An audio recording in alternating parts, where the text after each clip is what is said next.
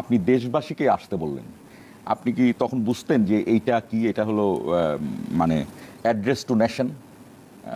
ওইটা কি খুব ভালো করে বুঝতেন নাকি মানে ওই ওই সময় আপনার অনুভূতি কেমন ছিল, কি ছিল? আমি ওই জায়গাটা জানতে চাই। ওই কতটুকু বুঝলেন আর কতটুকু দৃঢ়তা কি কি ছিল?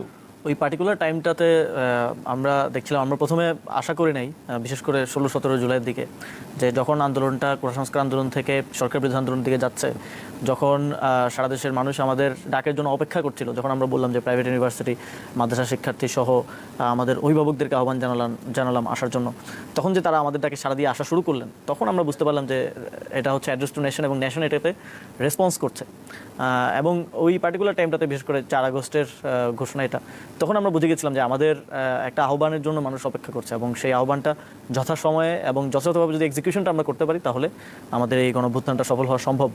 এবং হয়েছেও তাই, যদি অনেক শঙ্কা ছিল যে 5 তারিখ এত দ্রুত সময়ের মধ্যে মানুষ ঢাকায় আসবে কিনা, আমরা যথেষ্ট জনসমাগম করতে পারবো কিনা, গণভবন দখল করতে পারবো কিনা, কিন্তু এই সবগুলো প্রশ্নের সমাধান 24 ঘন্টার মধ্যে সমাধান হয়ে গিয়েছিল। পরবর্তী দিনই ঢাকা শহর সহ সারা বাংলাদেশ গণঅভ্যুত্থানকারীদের দখলে চলে এসেছিল।